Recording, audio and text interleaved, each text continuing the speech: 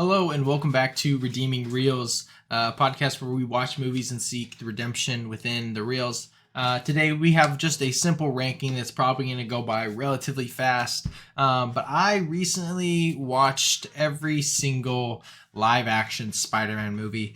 As many people know that are kind of familiar and follow movie news and different things, every single Spider-Man movie has been being re-released on Monday nights in theaters, and I haven't gone to any of them because I've been busy on Monday nights, but I decided that, I'm gonna still watch all these. And so I have the definitive and perfect ranking, as always, of these films. And so kind of for some context, I'm not going to be ranking technically I'm not going to be ranking the animated, and I'm not going to be ranking the things found within the verse, the Spider Verse, meaning Madam Web, Morbius, Venom, Let There Be Carnage, and Venom. The thing is, Venom is in my 11th, 12th is Let There Be Carnage, 13 is Morbius, and Madam Web is last at 14. It's a horrible movie. So 10 through 3 is kind of the chunk of, I believe there's 3, 6, 8 movies. Yeah. 8 movies total. I'll be ranking. Across the Spider-Verse and Into the Spider-Verse are the top of my Spider-Man ranked total, but just going to be focusing on these live actions. And so, yeah, I mean, without further ado, let's get started. In Dead Last, my lowest rated live action Spider-Man film is Spider-Man 3 from Sam Raimi. There's a lot of good stuff here. And I give this one a 2.5 out of 5. There's some good stuff. There's some fun stuff. I think that Bully Maguire obviously is very memeable. It's very funny. It's always fun to kind of just watch and joke around. I think there's a lot of Sandman stuff that's really compelling. I think the Venom stuff, when Spider-Man, when Peter has the suit, I think is really good. But this movie overall is a mess. I just it's very convoluted, and they just try to do way too much. And I'm not blaming Sam Raimi. Sam Raimi's got the sauce, but I don't know. It's just tough for me to it's tough for me to enjoy it when there's just so much going on. There's so much crap going. Like Venom in general, Eddie Brock, I forget his name. It's bad. I just don't like it. So it's not a terrible movie, but by all means, it's not great. My number 7th ranked is TASM 2. And this is a hot take, right? People love TASM. Shout out to my brother Micah. Shout out to Tanner Allman. Shout out to Andrew Parker from the Escape Pod, right? And there's so many others, but those are the people I think of when I think of TASM 2. They love TASM 2. They have fun with TASM 2. And I have fun with TASM 2. But I think TASM 2 has so many issues. I give credit where credit's due. But there are lows, and there's a lot of them, which really brings this movie down for me. Right? Everything revolving around Peter's parents is bad and muddies the entire movie. It feels convoluted and messy. I don't really care about Peter wanting to search for something his dad left him with coins at a magical train station. I don't care about that. I think it's bad. I don't like this version of Electro. He is blue in the comics in some iterations. I don't like the look at all. I don't think that the way they translated it into live action here is good. I think it looks bad. And Jamie Foxx in this is bad as well. Like, I think his character is annoying. I don't like the whole socially awkward kind of got something going wrong in the head. I don't like it. I think it's bad. And there's so much more. Like, Green Goblin's horrible. The script is really, really bad. Despite some great moments that we have with like Gwen and Peter, even some of those moments are written poorly. But thankfully we're given great performances from them. But there's so many issues that it's too much for me. But the things that are good are good. The score from, I believe it's Hans Zimmer, is electric. No pun intended. I love it. I think it's fantastic. The relationship between Peter and Gwen, I think, is done really, really well. It's a major highlight. Andrew and Emma's chemistry is phenomenal. Like, it's very palpable chemistry, and you can see it. You can almost feel it through the screen. It's a great story. The web swinging, the action, is some of the best we've ever seen in a live action Spider-Man film, and probably is the best. And I really, really like it.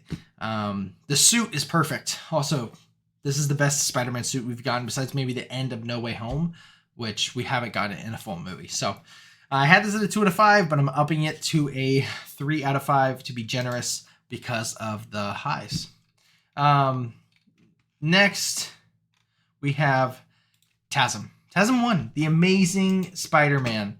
I give this a 3.5 out of 5, and I like it. Keyword being like, right? There are issues. The suit's really bad. I don't like the suit really at all. But there's issues with it. But I always have a good time with it. I think romance and the relationship that's built between Peter and Gwen is still really solid. Really sweet action scenes. I think I like the lizard stuff. I like the battles that they have. It's emotional, just like TASM 2. And the Stan Lee cameo in here is really fun for me. I really, really enjoy that. But it's a good movie. I do really enjoy it. Number 7. And this is where here comes a real hot, juicy take. Okay. At number 7, I have Spider-Man 2. Spider-Man 2 at a 4-star. It's good. It's really good, actually. Like, I like it. It's got memorable scenes. The train sequence is electric. But I think it's kind of overrated. I'm not going to lie. Like, this is highly regarded as the best superhero film, the best Spider-Man film. None of those things, I think, are true. I do like the movie. I don't even think it's Sam Raimi's best Spider-Man movie. I think it's good, but I think that we highly overrate it. So that's just how I feel about this film, this flick. So, I mean, it's tough. I do have a good time with it, but not nearly as much as other movies. Next, I am retroactively making a change right now, but the next spot, I don't remember what it is. I think it's number 5. 1, 2, 3, 4. No, my 4. My 4th ranked. These are all 4.5 out of 5s at this point. My 4th ranked live action Spider-Man film is Spider-Man Far From Home. I always have a blast with this movie. For the longest time, I had this really high. It's still high, but I do think that it's fantastic. It's got issues, of course, not nearly as many as the previous films. For me personally, I like Jake Gyllenhaal as Mysterio. I love some of these scenes that we're getting. It takes away, it detracts that we're not in New York. I don't, that's kind of a interesting feel, but nonetheless, I still really do enjoy this movie. It gives us some of my favorite Spider-Man scenes literally ever.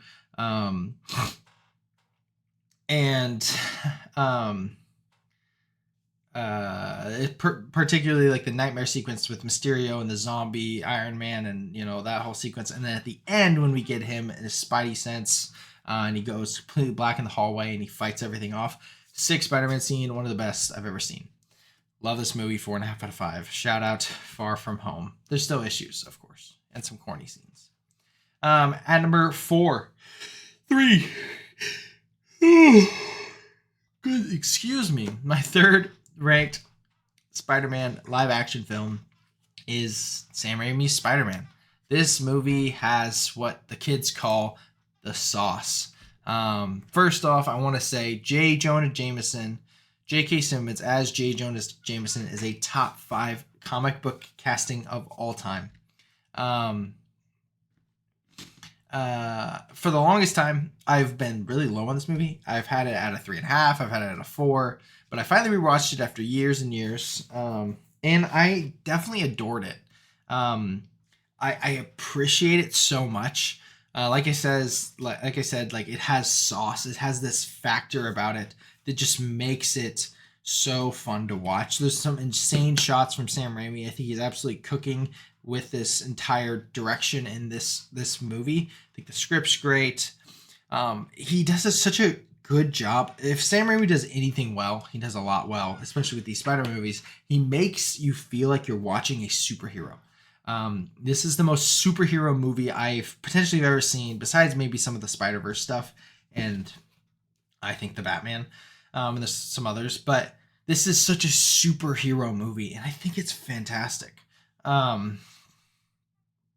it feels so much like that, and so that's why I do love it so much. That's why it climbed the ranks for me. It's now a 4.5 out of 5. Willem Dafoe is incredible. Toby in the Mask is great. I'm not a fan of his Peter, but still, there's obviously issues. I don't care. This is a great, great film. And then my number 2, another hot take potentially. My number 2 for my second favorite live action Spider-Man movie is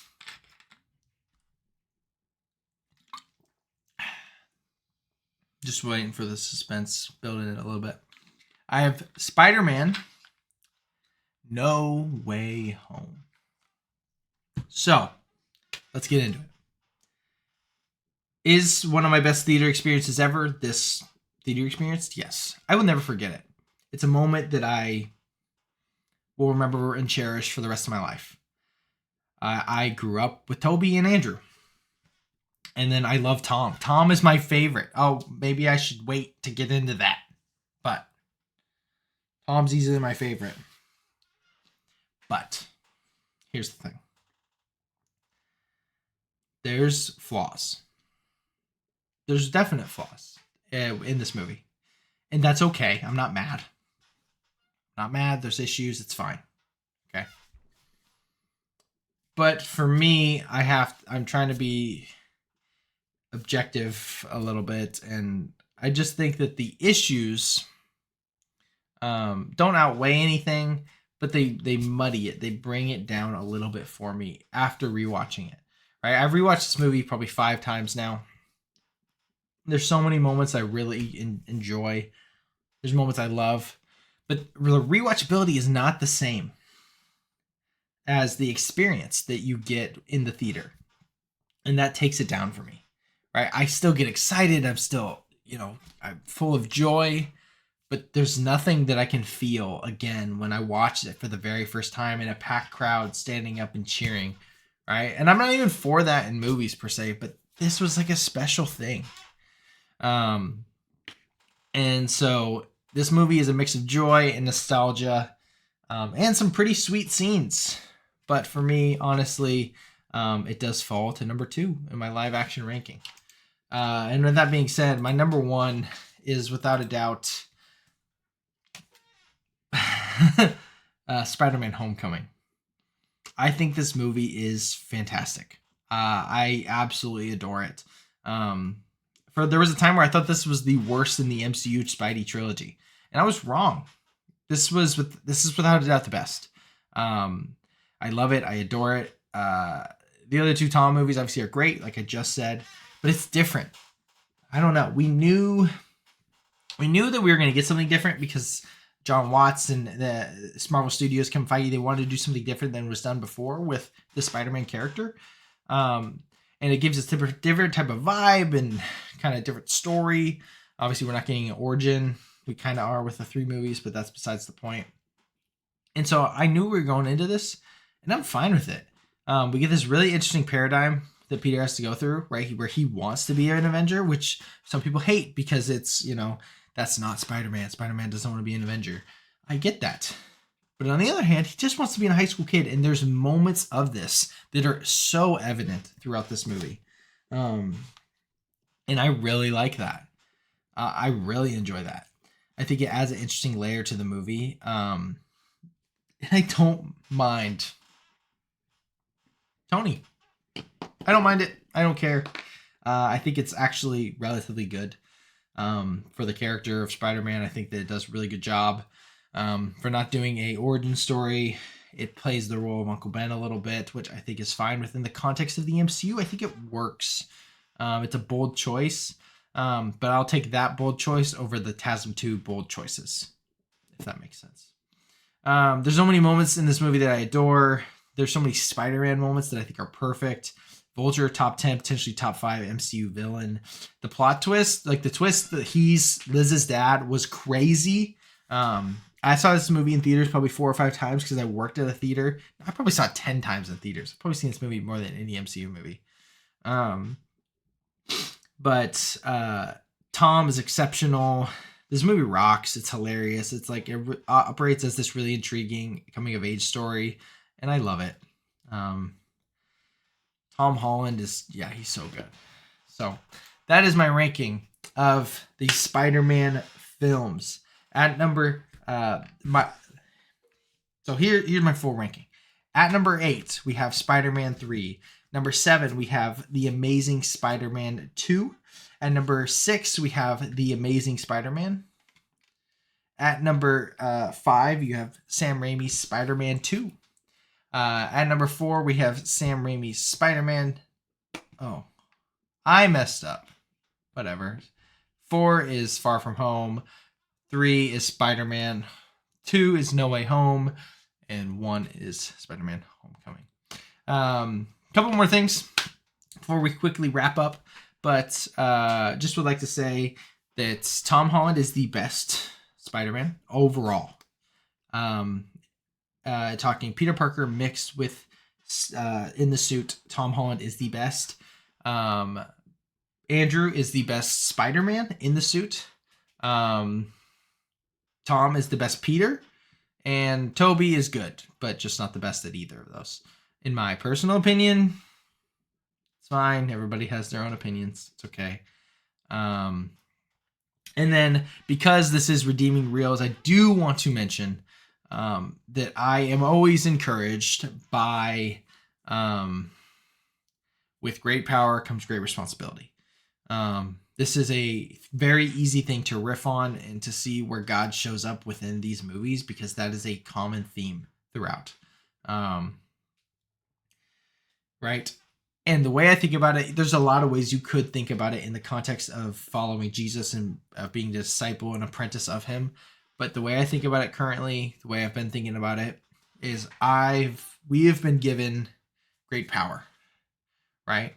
The power is the gospel, the truth of the gospel. It's Jesus, right? That's the power, okay? And the responsibility is to go, therefore, and make disciples of all nations. It's to love God and love your neighbor as yourself. That's the responsibility. We have the power. We have to go out and do that. So I want to encourage you with that. Okay. The power that we have, that we've been given, is not our own. It's a separate power that's outside of us that is Christ's. Okay. The same power that he gave us, we go share to the world. That's our responsibility. So I just want to encourage you with that. That's always what I get when I hear those words spoken in any of these Spider-Man movies, and I'm highly, highly encouraged. Thank you so much for listening, watching, viewing, and subscribing. Leave a review, leave a comment, whatever. Let me know your Spider-Man ranking and tell me how wrong I am. Follow us on Instagram at Redeeming Reels. Thank you so much. But let me know, okay? Watch all these Spider-Man movies, and then let me know what was your favorite part. Catch you later.